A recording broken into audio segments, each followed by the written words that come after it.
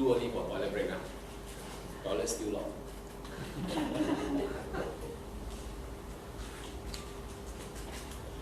Chapter 36, 37. 37. And in chapter 37, we will look at God controlling the elements. God controls the element. Don't have. 37, no notes for you. 38 God, 37 don't have. Okay, so chapter 37. God controls the elements. At this also my heart trembles and leaps from its place. This is Elihu saying, my heart trembles and jump. Hear attentively the thunder of his voice. So it seems to be setting, the setting of a storm. Seems like a storm is coming. Because by the time we hit chapter 38, when God speaks, there was only one person in the audience. His name is Job. The other three, plus Elihu, plus if there were other spectators, all ran. Because they are not rainproof, not waterproof, they ran. So, hear attentively the thunder of his voice and the rumbling that comes from his mouth. Because just now we read in chapter 36, he covers his hand with lightning, the commands, and his thunder declares it. So it is just a picture, as if, not literally, as if the rumbling comes from the mouth of God. He sends it forth under the whole heaven, his lightning to the ends of the earth. After it, a voice roars. He thunders with his majestic voice, and he does not restrain them when his voice is heard. God thunders marvelously with his voice. He does great things which we cannot comprehend. Now in Singapore, we don't really hear a long duration of thunder. I hardly experienced that. But when we were in Thailand and when it was out in the open, when the thunder comes out, it just keeps coming, right? Then you understand these verses better. So that was thunder. Verse 6, for he says to the snow, fall on the earth. Likewise to the gentle rain and the heavy rain of his strength.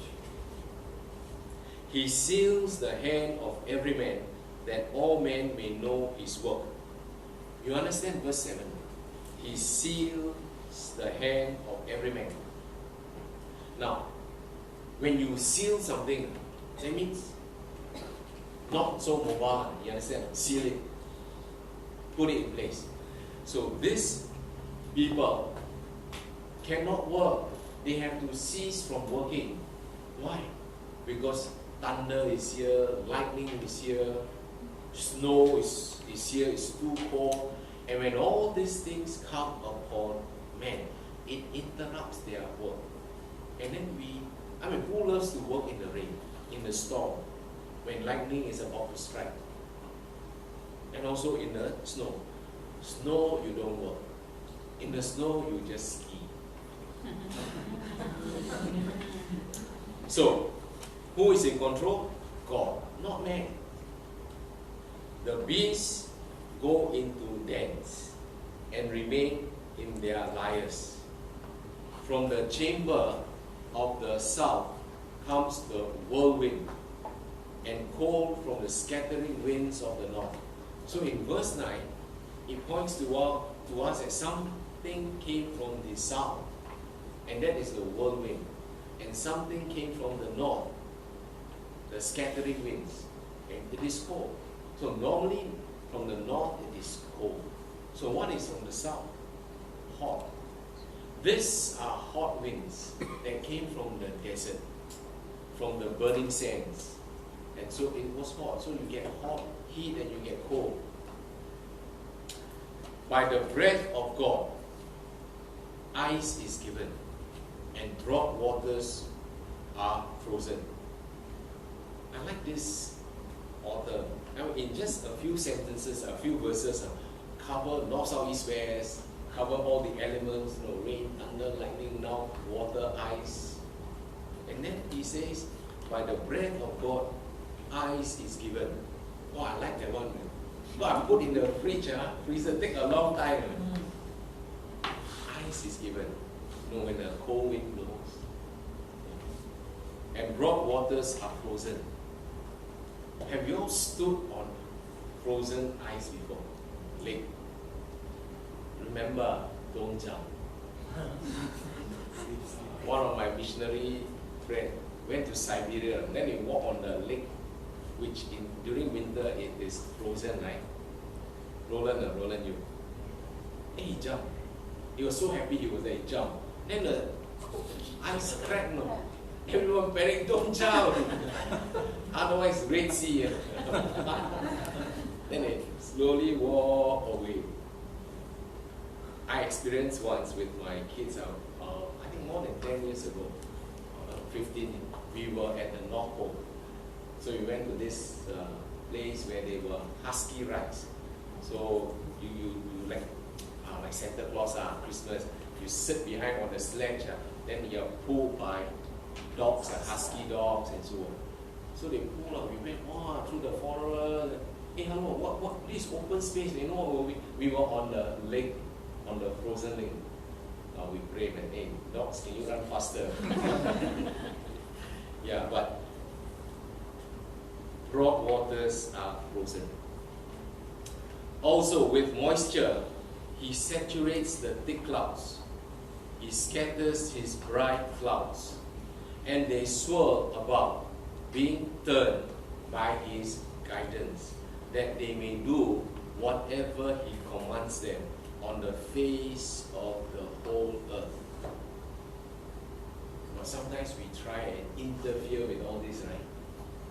Yeah, we have rain dance, and then a lot of haze in Singapore, no rain. So some pomos will do their magic, and then some will send out seeds into the sky and cause rain and so on. But I know my God controls everything. He causes it to come. The providential purposes of God, right? He causes it to come, whether for correction or for his land or for mercy. He causes what to come? All this, whether it is rain or snow or whatever. He causes them to come for correction. To punish you. I mean, when I was growing up, my mom always said, don't lie, and lightning will strike you. That's correction. Or for his land. You look at some places in Africa, and then when they go through famine and drought, he sends the rain on the land. Yeah. And for his mercy, it is mercy. If not, the people will perish. Who is in control? God. Verse 14. Listen to this, O Job. Stand still and consider the wondrous works of God. Do you know when God dispatches them and causes the light of his cloud to shine? He is asking Job questions. But these are not the key questions. Because later, when God asks Job questions, it covers from creation onwards. And it's a lot. Cannot answer. But this guy said that I have perfect knowledge. So he also asked Job questions. Do you know when God dispatches them and causes the light of his cloud to shine? Do you know how the clouds are balanced? Those wondrous works of him who is perfect in knowledge. Let me read verse 16. So he asked, do you know? Then the last part he said, these are all the wondrous works of him. Who is him? God, right? Who is perfect in knowledge. But in chapter 36, verse 4, he said, truly my words are not false. One who is perfect in knowledge is with you. I am perfect in knowledge with you. And he who sends all this is perfect in knowledge. Wow. Same with God. But I went to Thailand and learned. Same, but different. Right? If you don't know, I buy you the t-shirt. How arrogant Elihu was. Why are your garments hot? When he quiets the earth by the south wind, we already know the south wind is hot. When he quiets the earth by the south wind, of course it's hot because the wind that came from the burning sands, they are hot. With him, have you spread out the skies, strong as a cast metal mirror? Job, you are not so powerful. Teach us what we should say to him, for we can prepare nothing because of the darkness. Should he be told that I wish to speak? Because, remember, Job desires, in the earlier chapter, he desires to come before God. Remember? Because he wants to speak with God. He wants to speak to God. He wants to justify himself. So Elihu is catching on that. So should he be told that I wish to speak? If a man were to speak, surely he would be swallowed up. So this gives you the picture of a very terrifying God.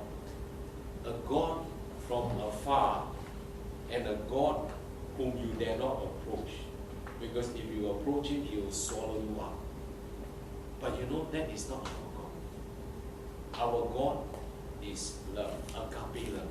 He desires that you abide in him, and he will abide in you. Even now, men cannot look at the light when it is bright in the skies. Of course not. But you wear Ray-Ban, sure can. If not, cannot.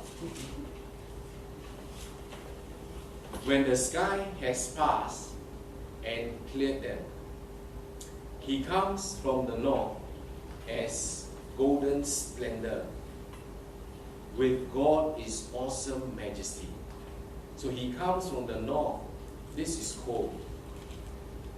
So he's talking about weather, cold weather coming. As golden splendor, with God is awesome majesty. As for the Almighty, we cannot find him. But that is spiritual separation, not physical separation. Elihu didn't know. But what he said is okay. It's correct. We cannot find him. He is excellent in power, in judgment, and abundant justice. He does not oppress. Of course, God will not violate that which is right. He will not oppress us. Therefore, men fear him. He shows no partiality to any who are wise of heart.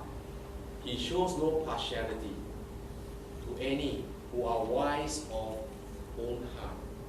So, what he is saying is, those people who are wise, their own wisdom, proud and so on, God will show no partiality.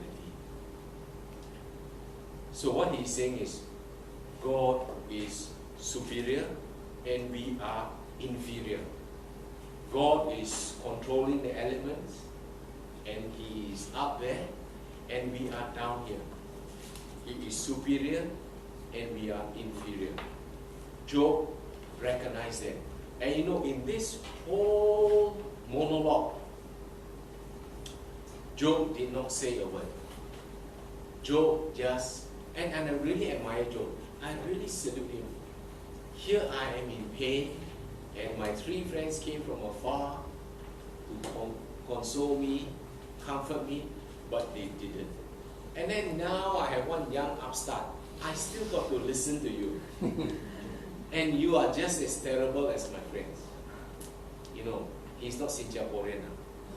Because Singaporean will take screwdriver and cut your face, right?